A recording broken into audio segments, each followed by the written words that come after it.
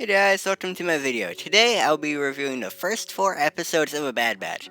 Just know that I won't be talking about the 4 episodes as individual ones, but I will be reviewing the season so far more as a whole. Be aware that there will be a ton of spoilers for A Bad Batch in this video. Anyways, I just want to say that so far this show is pretty good. I like having something to look forward to every Friday. Anyways, to start off talking about what I really liked about this show, I really liked Omega, or Omega, however you want to say it so far. The whole dynamic between her and the rest of Bad Batch is so great, especially with Wrecker. In just a few episodes, her and Hunter have both developed a lot, and it's really entertaining to see. Also, the credits aren't as long as a show on Disney Plus like The Falcon and Winter Soldier, which was really long. It was like 7 minutes long, so I really like that these credits are shorter, or maybe half of what The Falcon and Winter Soldier credits are. I made a video about my hatred for Disney Plus credits like a week ago, so I'm thrilled that the credits for this show are shorter. It's just really good, because I just don't like looking at a show and seeing there's 7 minutes of credits. It's just disappointing, because you think the episode's gonna be longer, and when you really enjoy it, it's like, hey, wait, this only has 10 minutes left, it's actually like 3 minutes? You know, that's just a disappointing feeling, so I'm happy that you can kind of avoid that with a Bad Batch. Anyways, also, episode 1 was incredible, and I love seeing Cutler Twain in episode 2. The first episode introduced so much, and I loved that it was pretty much like a mini movie. It was over an hour long, it was just so good. The second episode picked up right where the first one left off and showed us what Cutler Twain has been up to. It was so good seeing him after so long. That episode started a great bond between Hunter and Omega too, which was just really good because Cutler Twain, he's a father, and Hunter, I feel like, is a father figure to Omega, and it's just really good because that's almost a way Hunter can learn from Cutler Twain, and I think that episode is going to send ripples throughout the series, which I think is just really good.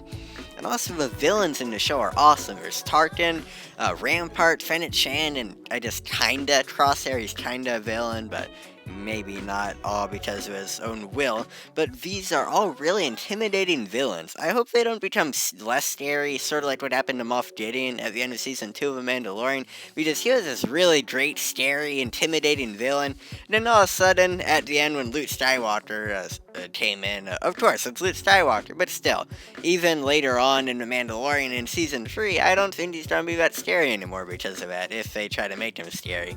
But yeah, I hope that doesn't happen. I don't think it will. I have a lot of trust in the show right now because it's been good so far, so I hope it stays this way. But yeah, speaking of Crosshair, I'm so interested in his side of a story. The scene where Crosshair ordered the unarmed civilians to be killed gave me chills. There's no way to see where his character is going, and I have no idea if he's going to be redeemed, but I'm excited to see what happens. I just love the mysteries of A Bad Batch in general. There is so much going on, and the story could go really anywhere. None of the members of A Bad Batch appear in any later Star Wars content on the timeline so far, so we don't know if they're gonna survive or not. It's really scary because of that. Anything could happen. Anything. This last thing I'm gonna say I liked about the show is pretty much a given, because almost everyone I've seen talk about the show has said this, but the animation is stunning. Sometimes I just pause the show for a second and take a second to appreciate a single frame of animation, because there's so much going on, even in the background. I can't imagine how much work this art must have taken. Even though I really like this show as a whole, one thing I don't like about The Bad Batch so far is the pacing. Episode 1 showed us so much about this new and changing galaxy after Order 66 and the Clone Wars, and so did Episode 2, but Episodes 3 and 4 didn't really do all that much. I guess Episode 3 had the awesome Crosshair part of the story, but there wasn't much besides that. I don't want to call the previous 2 episodes filler, like the last 2 that came out, because I think they still added a lot more to the story, but it was just such a dramatic decline from the start of the show, I just don't think it was paced well. I do have a feeling that things will start going up a lot more, because I feel like the previous 2 episodes have been sort of about character development, less action, less things going on in the story, and more just bonding between the characters, but I think that can be done just better pacing. It's something, you don't have to have this all at the start, you can kind of do it along with the action, but I feel like The Bad Batch is just shoving the stuff in, and the show is not too exciting right now because of it. And I guess it could be argued that last episode was pretty good because it introduced Fennec Shand, which yeah, it was exciting.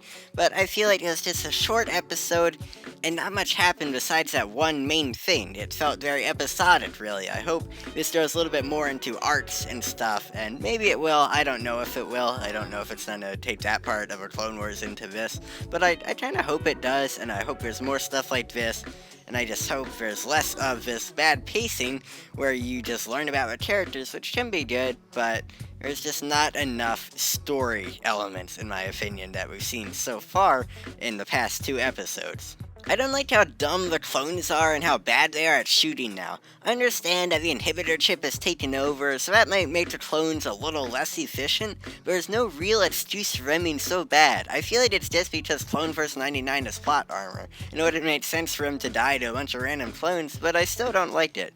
Clones went from the heroes of the Clone Wars to the laughable stormtroopers, pretty much, in the Bad Batch, and sure, it shows a transition to the Empire, but I don't think it's good in this way because the clones, it sort of reverses everything we've seen in the Clone Wars, because the clones went from these powerful droid-killing machines to now just these laughable excuses for bad guys, and I don't like that. I feel like, yeah, they're not themselves, and it's really sad because of that, because in the Clone Wars, the clones are shown as individuals, not just clones, but they have their own personalities, and now they're just a bunch of mindless goons, really, but they shouldn't be this weak and this dumb. I don't like that, and I feel like it's just a lazy excuse of plot armor.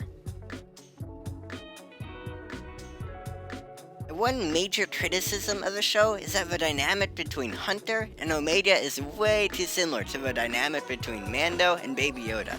The two stories are both of war-hardened men who have known violence for all their lives, taking in a mysterious child who is being hunted in a dangerous world.